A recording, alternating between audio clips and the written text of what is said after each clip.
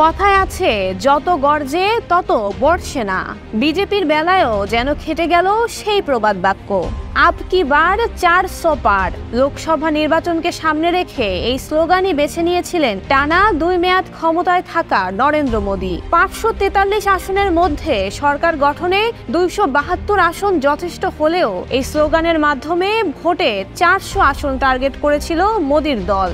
তবে সেই আশার গুড়ে বালি, 400 আসন জয়ের স্বপ্ন যেন স্বপ্নই রয়ে গেল। অপরদিকে নাটকীয়ভাবে ঘুরে দাঁড়িয়েছে কংগ্রেস।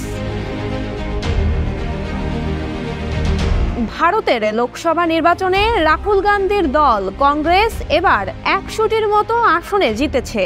সর্বশেষ নির্বাচনের ফলাফলে দলটি 99টি আসন পেয়েছে বলে জানিয়েছে ভারতীয় গণমাধ্যম এনডিটিভি। 2014 সালের নির্বাচনের পর এই প্রথম কংগ্রেস এতগুলো আসন পেল।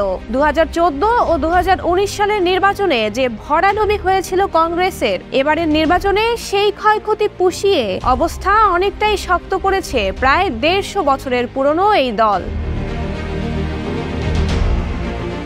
400 আসন জয়ের স্বপ্ন থাকলেও গত মঙ্গলবার ভোট গণনা শুরু হওয়ার পর থেকেই যেন পাল্টে যেতে থাকে সব সমীকরণ। বুথ ফেরত একাধিক জরিপের তথ্য বলছিল 400 আসন জয়ের লক্ষ্য পূরণ হয়তো অসম্ভব না, কিন্তু লোকসভায় বিজেপির নেতৃত্বাধীন জোটের বিশাল সেই স্বপ্ন এখন শুধুই মরীচিকা। পার্লামেন্টে বিজেপির একক সংখ্যাগরিষ্ঠতা এখন কেবলই ধুধু মরুভূমির মতো।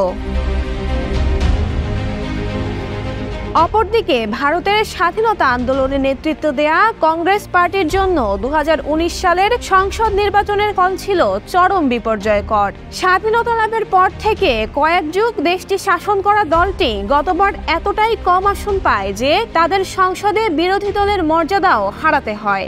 সেই ধারাবাহিকতা এবারের নির্বাচনের ফলাফলে দেখা গেলে দলটি কার্যত ইতিহাসের পাতায় ঠাঁই পেত। তবে এবার তা হয়নি। নাটকীয়ভাবে ঘুরে দাঁড়িয়েছে 139 বছরের পুরনো এই দল। গতকাল লোকসভা নির্বাচনের ফলাফলে দেখা যায় দলটি পুনর্জীবন লাভ করেছে। এর বড় কৃতিত্ব দলটির তরুণ নেতা রাহুল গান্ধীর। অথচ দীর্ঘদিন যাবৎ তাকে চরম অপমানজনক ভাষায় কটাক্ষ করছেন বিজেপি নেতারা। 543 আসনের মধ্যে কংগ্রেস মাত্র 52টিতে জয় পেয়েছিল। এবার কংগ্রেসের আসন প্রায় দ্বিগুণ হয়েছে। হিন্দু জাতীয়তাবাদী নেতা নরেন্দ্র মোদীর অপ্রতিরোধ্য যাত্রা রুখে দিয়েছেন রাহুল গান্ধী।